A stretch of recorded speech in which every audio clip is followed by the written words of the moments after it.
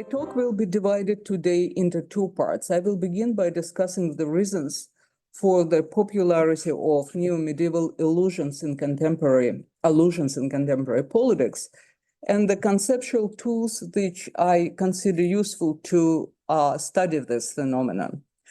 After that, I will briefly address the spread and importance of neo-medieval memory politics in contemporary Russia, and apply a new concept of mob memory to this analysis. So there will be a little bit of kind of definition talks, but we won't go very deep down the slippery slope. I would like to begin by saying that here in Europe, the fascination, this medievalism, Middle Ages, could be explained at least by the fact that Europe had the Middle Ages. This is not the case for Russia or for the United States. This country didn't have antiquity, they didn't have Renaissance, and no humanism. So the Middle Ages, a concept invented to cover this transition between their antiquity and the Renaissance, has, strictly speaking, no reference in their histories.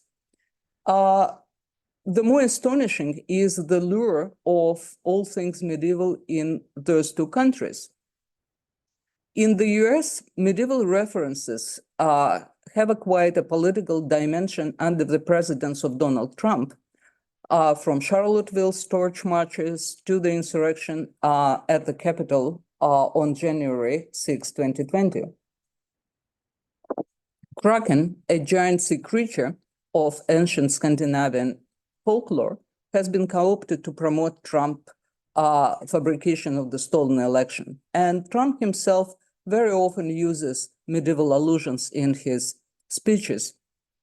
However, most telling example, which I find really special in American political discourse, it comes from the former White House strategist Steve Bannon, who said, I quote, "I would actually like to go back to the old times of Tudor England. I would put the heads on pikes." That's from 2020. Bannon also praised Putin and his eminence grise, Alexander Dugin, a pro-fascist leader of New Eurasians, who is adamant about bringing Russia back to the Middle Ages. Indeed, Russia is an unsurpassed model of political exploitation of national history, and Putin's recent interview with Tucker Carlson is just one example of his obsession with the Middle Ages. But I will talk about political neo-medievalism in Russia a little later in my talk. Now, I would like to explain how I use a concept of political medievalism to analyze its popularity.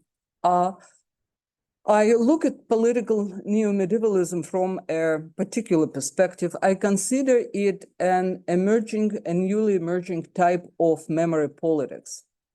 By memory politics, I mean the strategies different memory actors use to justify and promote their interpretation of the past. Memory politics aims to determine how this past is evaluated and remembered. And unlike Renaissance humanists and Enlightenment philosophers who criticize the negative aspects of medieval society, political neo-medievalism and those who adhere to this memory politics glorify the so-called New Dark Ages to challenge the fundamental principles of democracy. I have to make an important remark here. I argue that Putin's regime demonstrates that memory politics indeed has replaced traditional future-oriented ideologies, substituting more abstract theoretical discourses, this decontextualized and misconstrued historical events. Hence, in their very kind of vigilant debate in Russian studies about whether Putin has an ideology, I join those who believe that he hasn't and that the age of ideology is over. In Russia, memory politics has replaced ideology. Putinism cannot be described as a system of abstract principles or doctrines that explain a societal project for a better future, as past ideologies, communism or fascism, you name it, they all did. While strongly resembling some aspects of fascist ideology, the Kremlin memory politic differs from both fascism and communism in that it doesn't accommodate for any elements of modernism. And even then Putin uses social demagogy, he picks and chooses from unrelated ideologies without adhering to any one of them. As it is well known, inconsistency isn't an integral part of post-Soviet, postmodern zeitgeist, as Peter Pomerantsev aptly demonstrated. The Kremlin neo-medieval memory politics represents an ad hoc collection of fabricated examples from an ersatz past. Medieval past is segregated into discrete historical events enlisted to serve concrete and ever-changing political goals. The political and cultural phenomena constituting the Kremlin's neo-medieval politics has long been disregarded as the marginal features of Russian life, and they're considered to be a kind of unrelated events. In that latest book, I dedicated this book to establishing the existence of pointed and consistent neo-medieval memory politics in Russia, which was promoted by Kremlin and Kremlin's proxies, to which Kremlin delegates a lot of its memory politics and its propaganda campaign. This another important trend is the re-Stalinization, but I won't have time today to go into discussing this trend and focus exclusively on political neo-medievalism. Jan, for how long am I supposed to speak? Until 10:30, so you have Okay. 1 hour. Oh, good. If this is the case, I would like to mention, make a brief remark about the post-Soviet usages of the term the new Russian Middle Ages. They say Srednevyekovye. The post-Soviet far right has chosen this concept.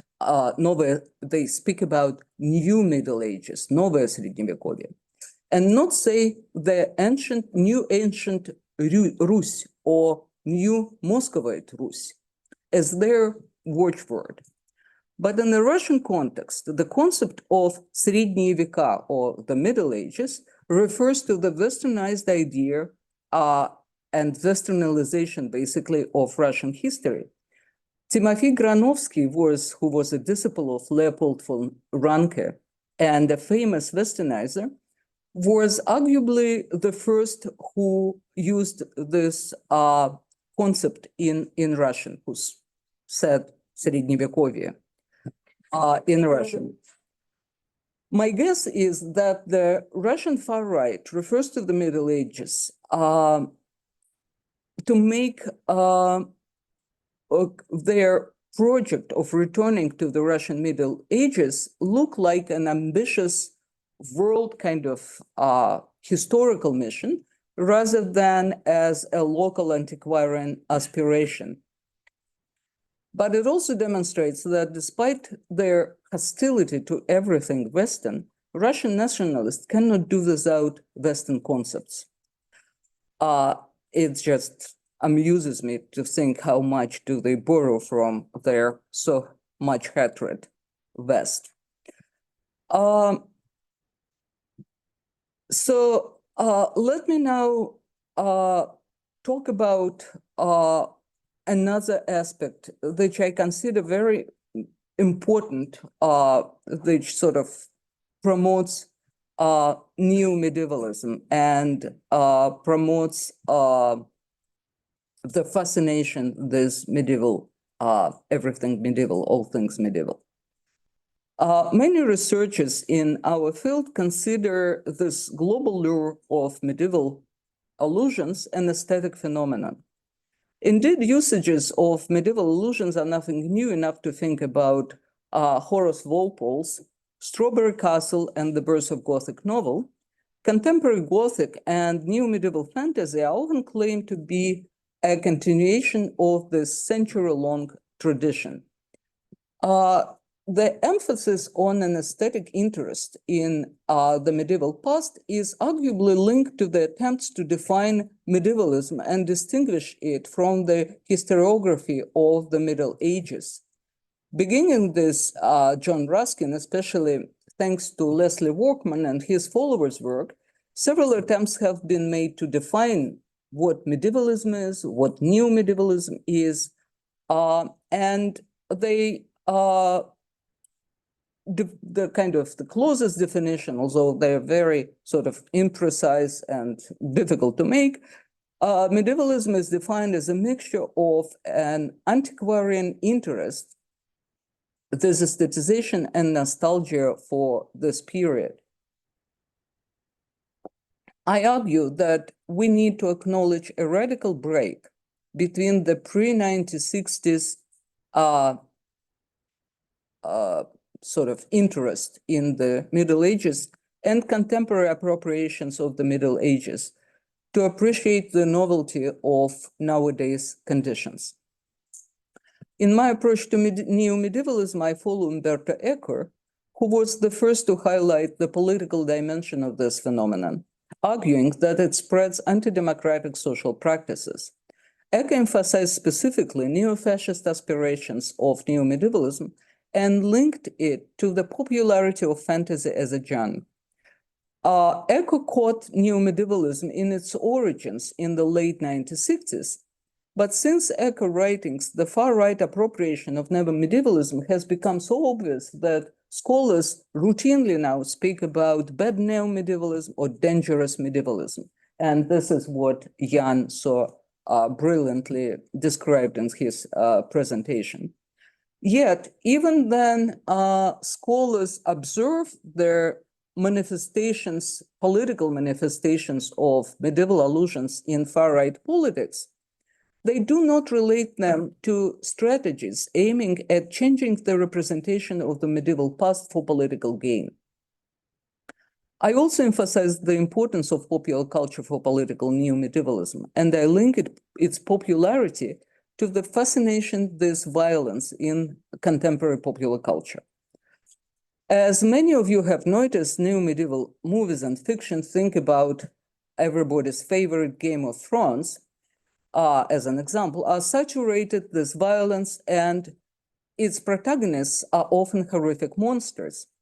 While neo-medieval narratives are violent par excellence, they are not exceptional in this respect.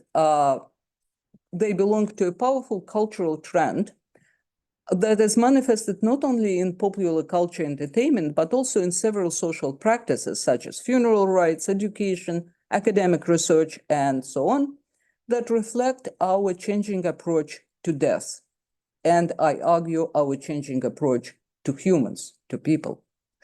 In my previous work, I termed this trend the death turn. I also call it thanatopathia, from thanatos, which means death, and pathos, which means passion in ancient Greek, and developed a theory of commodified anti-humanism to offer a new perspective on the prominence of violence in present-day popular culture. And I believe that this prominence of violence plays a very important role in the popularity of medievalism. Some scholars believe that the lure of violent entertainment results from political, social, and ecological anxieties. I explain this trend by the changing attitudes to people, to humans and humanity. I disagree that there are scholars who claim that popular culture has always been violent. In fact, contemporary fascination with this violence, which began in the late 1980s, is a new phenomenon. What distinguishes the death turn from the previous instances of violence on screen and on paper is the reconceptualization of humans as the planet's worst pest, and ultimately a denial of humanity's right to exist. Well, what you do with this pest, you eradicate it, right? The radical critique of humanism and the rejection of anthropocentrism in popular culture, academia, and several movements. I speak about transhumanism, posthumanism, animal rights, and radical ecologism, have sanctioned the transformation of anti-humanism into a new commercial fad and sought after entertainment. And then I speak about animal rights. I have a cat, and it's the most intelligent creature who runs my home. So don't think I am kind of avert to animals. But the radicalization of the ideology makes me think about this as an important point that sanctions the transformation of anti-humanism into a commodity. The entertainment industry sells those attitudes to humans for profit, turning anti-humanism in a consumer good. Consequently, homicidal monsters, vampires, serial killers, zombies, you name it, have replaced humans as new trending cultural heroes in contemporary popular culture. To my mind, the shift explains the escalating celebrity of the image of the perpetrator in the Western culture, in the Western popular culture, which extends even to the Nazis, if you think of the popularity of the man in the High Castle, for example, the famous TV show. Nazis are their history's monsters par excellence. As we all know, until Putin is trying really hard to sort of take this place. Current Russians' representations of the perpetrators of medieval state terror and Stalinist repressions are definitely part of this wider cultural trend, and we will talk about that towards the end of my talk. So the popularity of neo-medievalism, to my mind, is related to the fascination with death, monsters, and atrocities. But there's a special caveat. By presenting a society based on the cult of force, political violence, and religious fanatism, all cliché features of the Middle Ages, neo-medievalism creates a political and social dimension for the death turn in popular culture. In its turn, neo-medievalism rides on the wave of the popularity of commodified anti-humanism that goes well together with rigid social hierarchy, personal dependence, and quasi-absence of individual rights and the total absence of human rights. And once again, we can debate in the couloirs to what extent this image reflects adequately the real Middle Ages, but let's just bracket this discussion for now. And think about Game of Thrones. You have their slave society, and even Starks, this Northerners. We can also talk about their concept of valorization of dirt in this movie. So Starks are being their, good guys in the story. They're feudal lords. They have in their possession their serfs. They can punish them, they can execute them, they can send them to war. So it's a feudal society. The denigration of people, their capacity to make rational choices and their critical thinking, and the disrespect for personal freedom and dignity are typical for majority of neo-medieval fiction and movies. Depicting imaginary society dominated by violence and terror, neo-medieval narratives build upon the memories of historical brutalities, both ancient and recent. Commodified anti-humanism dictates how those instances of terror are represented and provides an especially favorable environment in which to observe and even relish the unhumane treatment of human beings. Now, I would like to talk about another aspect of the popularity of neo-medievalism, which is linked to my mind to the current changes in the perception of historical time. Since the late 1970s, it has become apparent that they're living through the crisis and perception of time. Michel Foucault was arguably the loudest voice in diagnosing and announcing that rupture and reversibility are becoming the predominant features of our understanding of history. Popularity of post-structuralism and deconstruction in concept with several other schools of thought and trends has propelled this notion into popular culture. In a neo-medieval movie, novel, or political pamphlet, the emphasis is less on a choice between cyclical or linear time, as sometimes scholars argue, but on a rupture that occurring at any given moment can interrupt the flow of time and reinstall the past. Indeed, scholars concur that neo-medieval narratives are essentially fragmented, and their temporal continuity is altered at will by creator or by the narrator. The notion of history eventual backward movement makes the neo-medieval rejection of historical progress its greatest claim of fame. Neo-medievalism turns anti-modernism into history's only possible horizon. The specific historical temporality, oriented always towards the past, explains the popularity in particular of apocalyptic thinking and the apocalyptic and post-apocalyptic genres among the adepts of neo-medievalism. The backward flow of time is up to entail death and destruction. But unlike the Christian apocalypse, nothing positive is to be expected after this total annihilation. So this is a theological temporal model which is neither linear nor forward-looking. And I would like to also to stress that the prominence of scientific theories and political prophecies, and you hear them all the time, that the Middle Age are about to return, that we are going medieval, that the Middle Ages are coming back, also add credence to this vision, neo-medieval vision of time, and points to a search for social model in the past.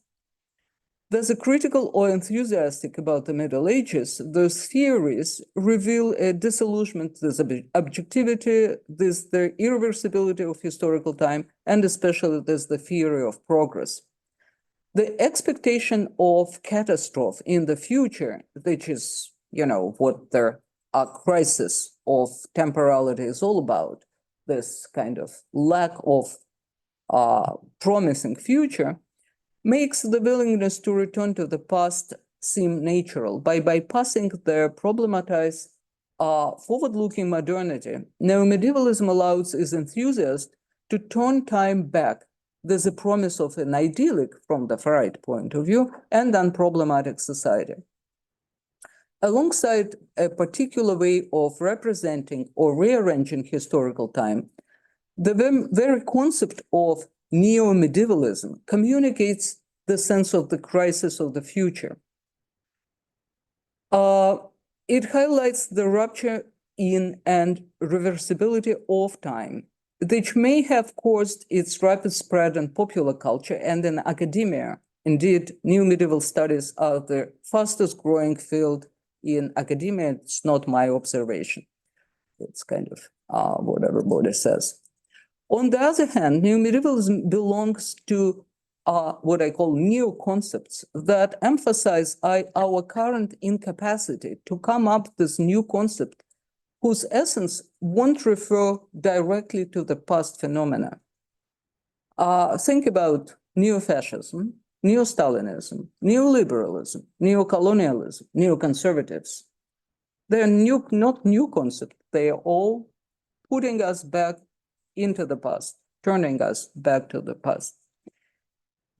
The same is true, of course, of the post-concept, post-modern, post-structural, post-colonial, post-communist, post-Soviet, post-political, post-democracy, all of which also communicate this uncertainty about presence and the opaqueness of the future. Yet, among all of them, neo-medievalism best discloses the crisis in the perception of historical time because it shows where should we go back to the Middle Ages. The upsurge of global neo-medievalism is also reinforced by the rise of a memory regime that I call the memory of the perpetrators. This concept refers to a memory regime promoted by the far-right authoritarian populism. The memory of the perpetrators aims to challenge their victim-centered cosmopolitan memory culture that has been primarily formed around memories of the Holocaust being the universal symbol of senseless sufferings of the victims of totalitarian regimes. Far-right populists are trying to reshape memories of historical oppressions into positively evaluated episodes of the past. And in Russia, of course, this regime has flourished under Putin. And we'll talk about that in a minute. The memory of the perpetrators often take a particular form, the form of mob memory, which is the concept I proposed in my latest book. Mob memory is the artificially constructed memory of the Middle Ages, which has some particular features, and I will talk about that in the moment. I came up with this concept because the negative aspects of artificial memory construct are often ignored in memory studies, especially in their Holocaust studies. But this concept assists in analyzing them. The concept of memory emphasizes the complex mechanisms of memory formation and grasps the commitment of different actors to its promotion. In my latest book, in this Putin's Dark Ages, I talk about yeah, thank you. I talk about academia, religious movement, religious Orthodox sects, popular culture, state propaganda, and political activism, and about different ways they participate in creation of this post-Soviet mob memory, making political mobilization its forte. Mob memory is specific because it uses controversial aspects of national history to offer its enthusiasts a secret knowledge of the hidden reasons behind historical instances of collective violence. We killed all those people, but it was not for nothing. It was for the good of our national community. It presents those memories of the past atrocities as beneficial to the national communities and praiseworthy. By calling on its adepts to recollect the advantages of the anti-democratic social organization in the Middle Ages, mob memory prompts them to take pride in the past repressions and foster a consensus between the right-wing popular regime and its supporter base, and between the mob and its leader. So let me now apply, if I learn how to use it, apply the concept of mob memory to post-Soviet realities. And obviously, there is no better example to use than Ivan the Terrible and his opprichnina, who is, after all, a favorite hero of post-Soviet neo-medievalism.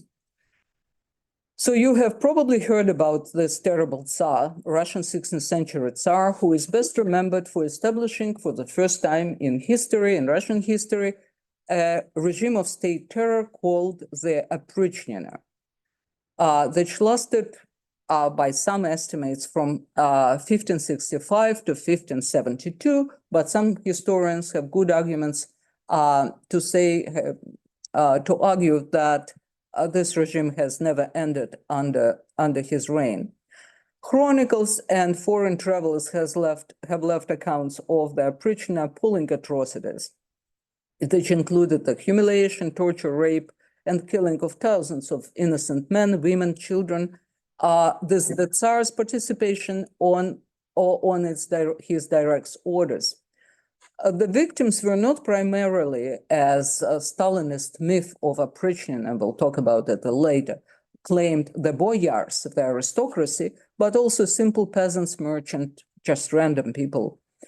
Among Ivan's the terrible other casualties was his son, Ivan Ivanovich, whom the Tsar murdered in 1581, and Metropolitan Philip II, canonized by the Orthodox Church in 1652, Philip Kalichov, who was Metropolitan Philip, was also a friend of the youth of Ivan the Terrible, and he was strangled on Ivan's orders by his opprichnik-in-chief Malutus Kuratov. The opprichnik remained in Russian historical memory as a cascade of unrestrained violence and terror until the turn of the millennium.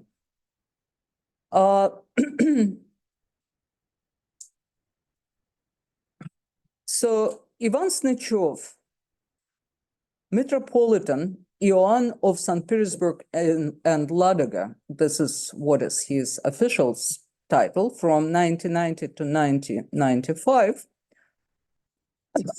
in 1994 published a book called Autocracy of the Spirit, Самодержавие духа, for those of you who speak Russian, who articulated probably the doctrine of a very popular Orthodox sect called Tsari Bozhe, literally worship of the Tsar. And he was probably the most kind of important voice in the whitewashing of Ivan the Terrible and his reign. In this completely fake history of Russia, Snechov claims that Ivan was the Lord first anointed Russian Tsar, having undergone the rite of establishing a mystical connection between the Tsar and the Messianic Russian people, which is false because this ritual has not performed on Ivan the Terrible, but on his son, Fyodor Ivanovich. And there have been historical studies undeniably showing, and it's just a minor thing because that's a complete sort of fake history of Russia that Snechov puts together. So this God-inspired Tsar was fighting Russia's nemesis, the treacherous West, namely Polish-Lithuanian Commonwealth. And this is the war which Ivan failed completely, and it was a military disaster for Russia. The other mission of Ivan, according to Snechov, was to protect the Russian Orthodox Church against what they call Judaizers' heresies. Snechov opposed the anti-Semitic claim that this medieval heresy destroyed Byzantium and threatened Russian Orthodoxy and the Russian state in the time of Ivan the Terrible. So Ivan had nothing else to do but to create a opprichnina to get rid of this horrible thing. So according to Snechov, the Hasidic Jews had come to Holy Rus specifically to combat Russians, whom he called the theophoric nation whose purpose in life is to carry on the true faith.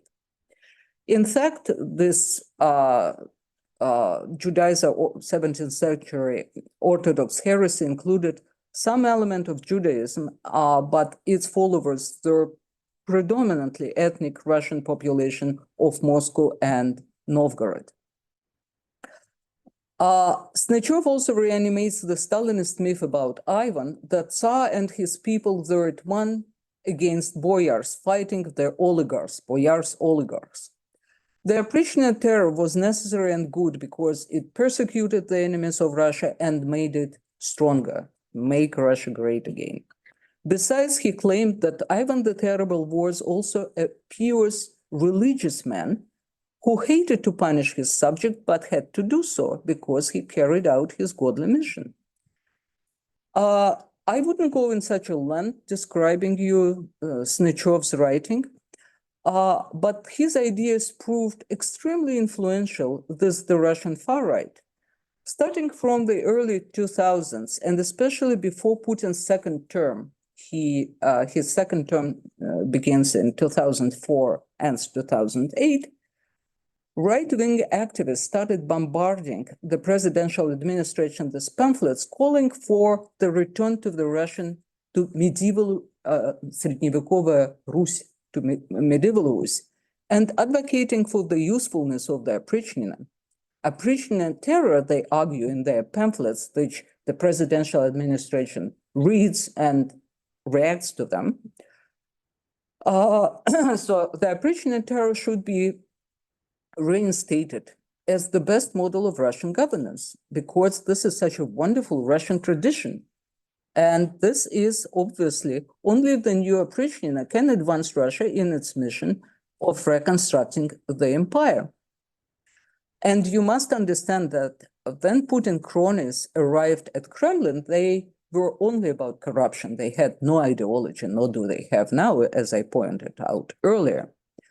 At some point, they have hoped that the Orthodox Church would deliver on kind of creating some kind of ideological project, which failed in the multi-confessional country very sort of promptly.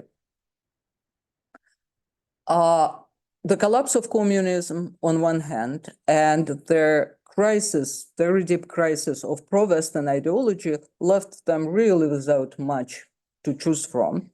So those far-right ideas which were easy for them to grasp, like, for example, that because they conquered, because they won over fascism, the world is in entire debt to us Russians, and that is why everybody who goes against Russia or says something against Russia is a fascist. That is how Ukrainians became fascist, and so on and so forth. Those ideas were easy to grasp, and they traveled from the far-right pamphlets, not only to Putin's administration, but they also penetrated to a very considerable degree post-Soviet historiography. Starting, and in my book, I sort of document what I'm saying now, so you just have to take my word for now. Starting in the early 2000s, a new trend regarding the опричнина and Ivan the Terrible emerged in post-Soviet historiography, completely contradicting the whole existing previous historiographical traditions, which basically agreed that Ivan Terror was a horrible and shameful episode of Russian history. There are different explanations why he started it, but everybody agreed that it was just completely sort of terrible episode, including Slavophiles. Going back to our discussion, Slavophiles also considered Ivan the Terrible the horrible Tsar and shameful occurrence in Russian history. So the post-Soviet historiography considers Ivan a true believer whose deeds were guided by his fate. His опричнина was a monastic order, which is actually also goes back a little bit to Stalinist kind of mythology of Ivan the Terrible. So it was a pure monastic order that helped Ivan attune the society of orders to the Orthodox religion. And this trend continues in post-Soviet historiography very widely today. There are dissertations, there are articles published, books published, Dmitry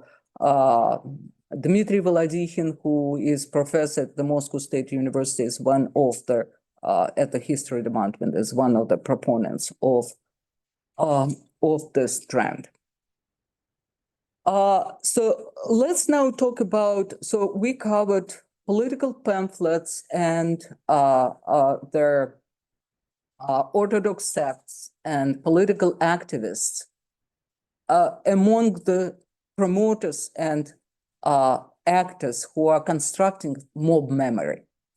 Now let's look at what the Russian state does in this respect and how their creators of popular culture participated in this trend, and also how their kind of celebrity culture mechanisms, how they work in promoting mob memory. So before Putin, the representations, I can make it big. Yeah. Okay. The representations of the terrible Tsars looked like this Vasily Vasnetsov portrait, for example. You see this horrible face. Okay, could you? Yeah, Jan, thank you. Or like that, which is the famous picture by Ilya Repin showing the moment when Ivan kills his son Ivan. The murderous, semi-delirious tyrant is in front of you. Actually, the neo-oprichniks being sects and communities who would like and who do live under the Oprichnina rule. They reconstruct Oprichnina in their daily lives, and there are thousands, not hundreds, thousands of Russians living in those Oprichnina communities. So the representations of Ivan's No problem. looked like that. He is absent from this, goodness me, from this monument, Millennium of Russia, which was constructed under the Romanovs dynasty in 1862, which sort of has all the Russian princes, medieval princes, tsars, all leaders. Ivan is not there. Throughout Russian history, there have been no monuments, not a single monument erected to the terrible Tsar. But things change. And on October 2016, Ivan's equestrian monument, huge thing, was erected in the city of Oryol. The monument was unveiled by the Minister of Culture at the time, Vladimir Medinsky, who is was an engineer of neo-medieval memory politics. City of Oryol is special because it was founded at the second year of Oprichnina. So it's a honor paid to the terrible Tsar and to his regime. In 2017, a new monument to Ivan was opened in Alexandrova. Alexandrova being Alexandrova Sloboda, a little town nearby Moscow, was the capital of Oprichnina. At the beginning, the Oprichnina begins by Ivan the Terrible taking his two sons and his court, moving out of Moscow and threatening Russians that he will abandon his tsardom, and horrified Muscovites run back to Kremlin and ask boyars, bring our Tsar back. The Tsar is not coming back. He stays in Alexandrova, organizes Alexandrova becoming the capital of the Oprichnina. And then the Tsar returns only after the boyars give him completely unrestrained power to terrorize them, basically, to kill, to punish, to persecute treason, because Tsar claimed that boyars plotted against him, and that's why he had to run away from Moscow. So yeah, and I have forgotten to mention that on the unveiling of this monument, the Oryol governor Vadim Potomsky called Ivan a great state leader and compared him to Putin. Patriarch Kirill has endorsed the erection of the monument to Ivan the Terrible, praising him as an important state leader. And here is an important caveat, because the sect of Tsaribozhniki and Neo-Oprichniks, this whole movement, they fight for canonization of Ivan the Terrible as a Russian saint. But the Russian Orthodox Church cannot do it because the saint, the supposed saint, murdered another saint, which is Patriarch Kirill. And also filicide is still considered something, ungodly by the Russian Orthodox Church. So it's kind of difficult. But Patriarch Kirill, never mind, he endorsed the erection of the monument and praised Ivan. And he played really very important role in kind of gathering around himself all those far-right Russian forces. And Russian far right, the neo-Eurasianists, Alexander Dugin sort of crowd, the Russian monarchists, and especially the neo-Oprishniks, all they're animated by this event. So back to 2017, then Ivan's statue was erected in Alexandrova. It lasted for less than 1 day because citizens, amazingly, I mean, that happens even in Russia, citizens protested. And the monument was promptly removed. Now, guess where it reappeared? It was removed from Alexandrova. Where did they put it? Any guesses? Any intelligent guesses, please? In Moscow, Excellent guess. Where? in a park, maybe. Yeah, Public place. that's very good. Walk of Heroes. There is such a walk of heroes. They're all heroes of Russia, including Stalin, of course, sort of commemorated. So here he was. He was standing there for 2 years back, but in 2019, then things are getting really sort of serious. They put it back in Alexandrov, and now it stands here, there. There was an official ceremony opening and so on and so forth. So another monument to Ivan the Terrible that lauded him as a good family man was planned in Rusia, another Oprichnina town, another town constructed under Oprichnina rule, but it didn't come to effection. That's not all. Just prepare yourself, it's going to be a journey. So in 2019, in December, a bronze monument to Ivan was erected in Cheboksary, the capital of Chuvash Republic, which Ivan incorporated in Russian Tsardom in 1551. And so here they are getting from their Oprichnina agenda, praising how terror is wonderful, it's a good way for Russians to live in, to the imperial agenda. So Ivan is considered, and this is an important thing for the Russian nationalists, Ivan is considered as the first Russian empire builder. So in 2019, this monumental mania spreads to Tatar Autonomous Republic as successor of the Kazan Khaganate, which Ivan conquered in 1552, and to Astrakhan Khaganate, which he conquered, his troops conquered in 1554.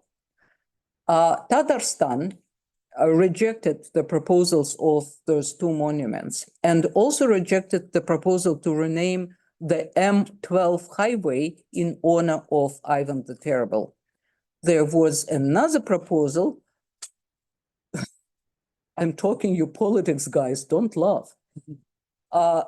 Another proposal in 2016 made by Vladimir Zhirinovsky, a leader of one of the most sort of nationalist parties, was to rename Leningradskaya Chaussee, which leads from the airport to the center of Moscow, into the highway of Ivan the Terrible, under the pretext that the foreigners must understand where they are going. And some Western politicians still don't understand. That's just an interesting thing. Ivan the Terrible is not the only medieval warlord celebrated by Putin's new medieval memory politics. And I will just show you briefly Alexander Nevsky, Franz Igor, Franz Vladimir. Oops, that's not supposed to be here. Okay, let's.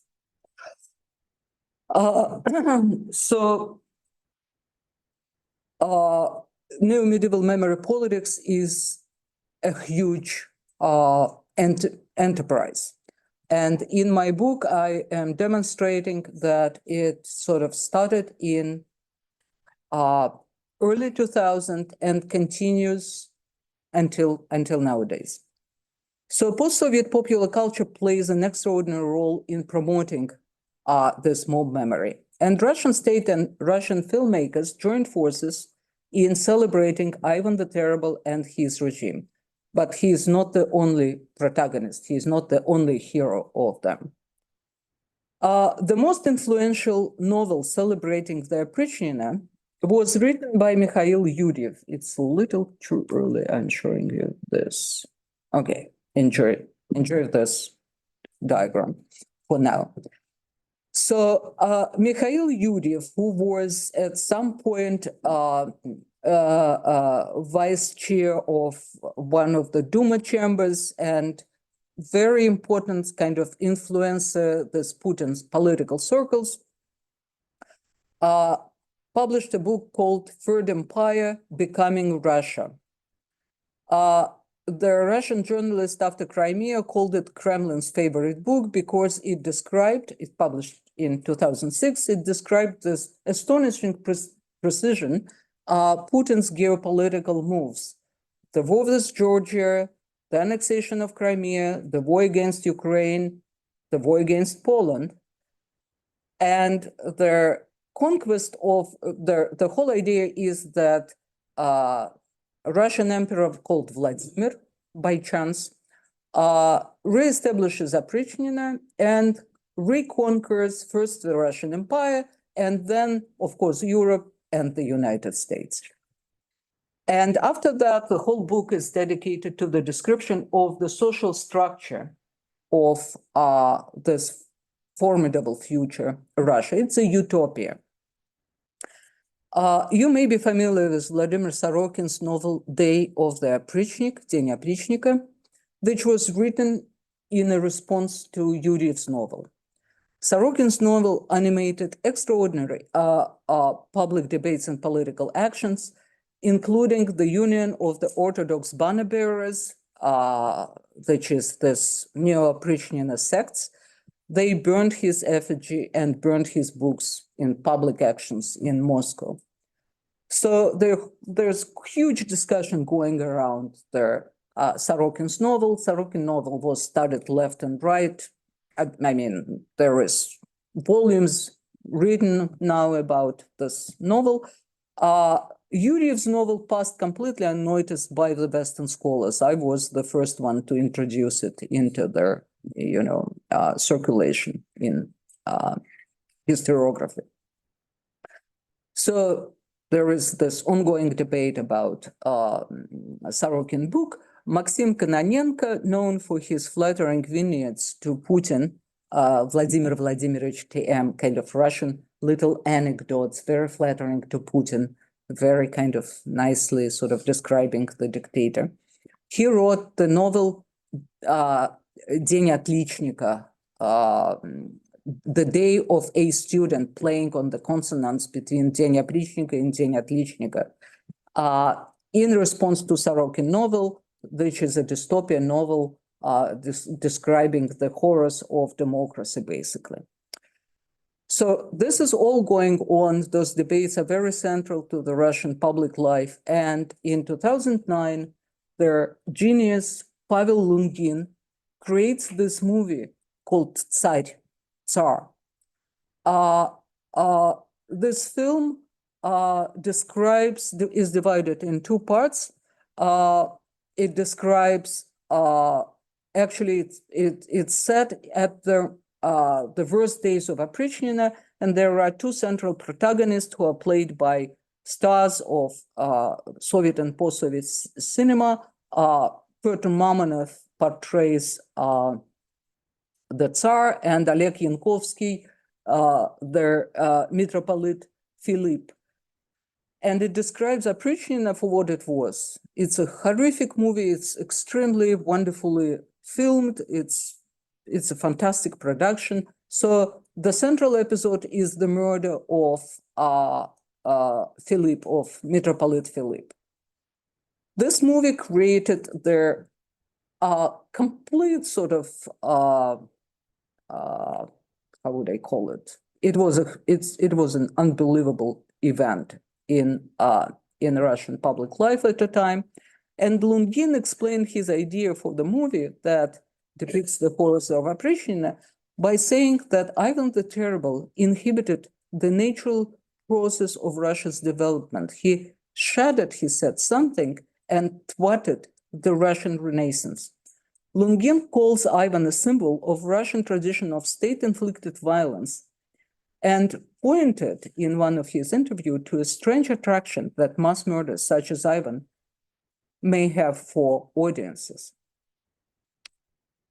This movie has, and neo-oprichniks and the Russian far rights bombards presidential administration with the petitions that movie should be banned, it shouldn't be shown in the Russian theaters. They burn, of course, their poster of the movie. They do all kind of things. And the Kremlin doesn't sleep. It works together with other filmmakers, because in 2009, you get this TV series showed in prime time on Russia 1, which is Russia channel, state channel, that shows you this beautiful Ivan the Terrible, a good man, a pious Tsar, you know, starting from his youth as a kind of rosy plum, big cheeks boy, you know. And it's just, I mean, I will not go into details describing this movie because I think it's very telling, right?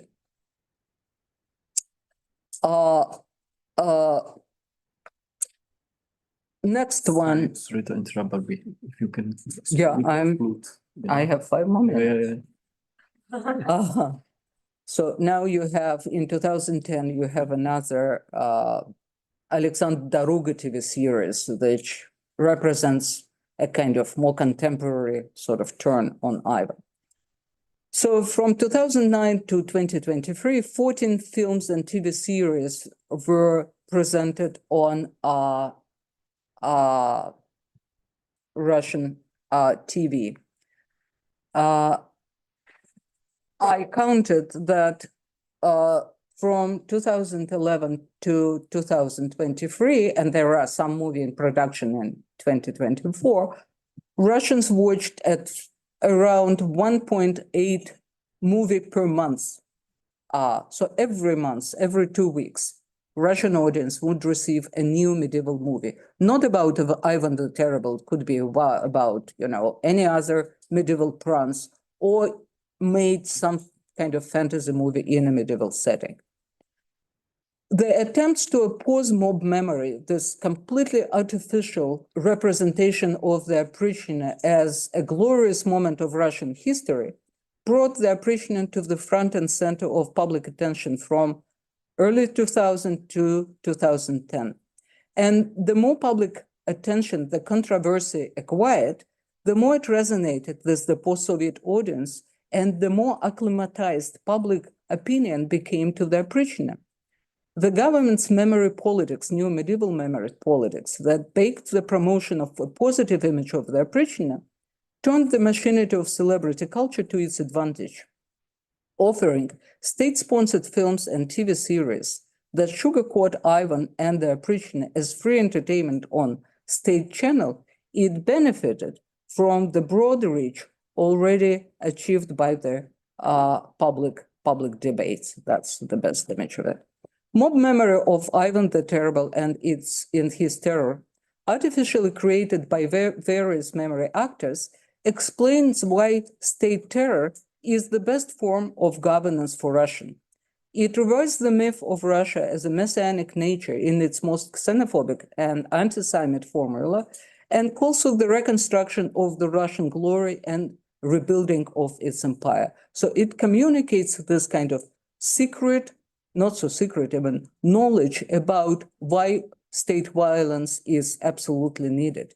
It promotes social inequality, legitimizes the existing social inequality, personal dependence, and monarchy as organic historical forms of Russia's social organization, making democracy for Russians look like a Western aberration.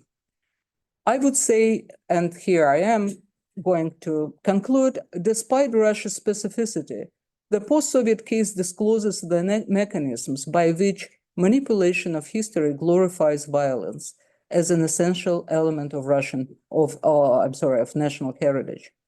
It demonstrates also that the attraction of all things medieval can be very easily weaponized against democracy. And this is what Donald Trump is doing right now in the cradle of democracy, which is the United States. Thank you very much for your attention.